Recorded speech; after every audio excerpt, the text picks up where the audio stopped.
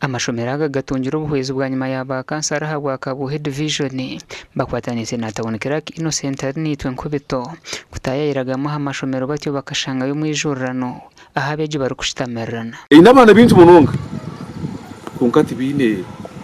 hatujya ngo tujwatereho umuringo ngugwe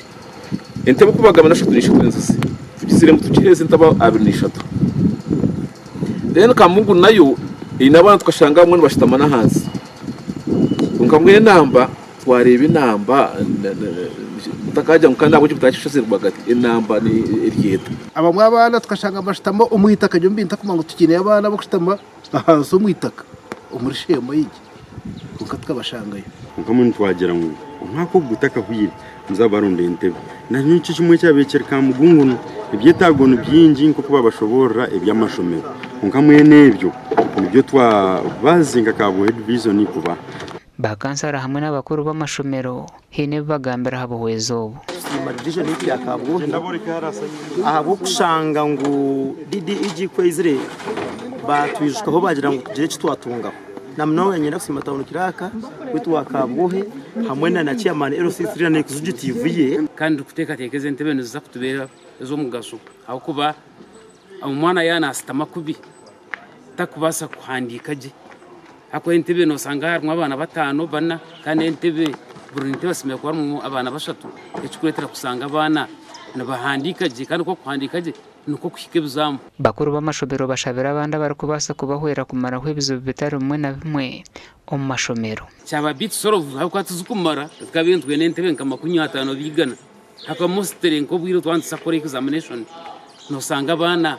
basitamira umuziki hansi amashomero agahirwa ubuhwezi na kabuhe mixed primary school hamwe na kamugungu primary school kandi uburimwe retungire nteba bernisha umugandi ayishomero rya government rya Katerera Town School muri Rubirizi batungira ubuhwezi ku rugomba cyagaranye ko limited kandi ababombekirwe byombe ko kwero kurwana so mu ijurano rw'abeji umyanya y'ibaro kushomeramo. Thank you very much.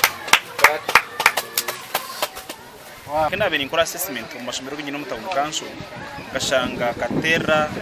Town School mwebene singe kuba ku munonga kine bizimbe na waza kureba bizimbe binde binyine class nize birago staff meriyo mu makoko na kwatwa nko mu ntatwire ne aterengiri yo bwegese mu Town Council ko baga mansonga yo bwegese ikikuru munonga twatahanga ino bwegese bakabaje then Katera tugaruke nyuma. We are giving this project we incline more to the coffee societies that supply us with coffee,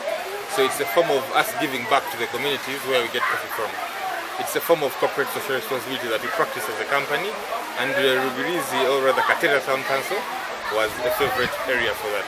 Abebembezi ba district ya Rubirizi basimire mpabuhwezezi kandi bashabira abazire okushagika ebyo bwegeso mu district. Local officials na government officials omuzire wena arayiho mu isomero omwana we ngo naza kumutwara makuza kuzimuzisa manya kuza kuswerwa makuza kuswera kwehire yo kumukoma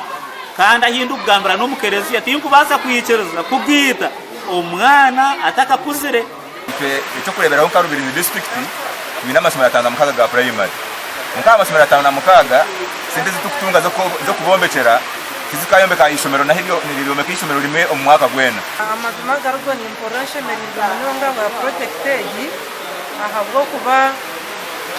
eresireho umwanya gwashemera okuombeka ekyombe kweki kumazireho miliyoni 5 omusente za Uganda gashakwa Mike Atwachire na Onesimus Ndianabo.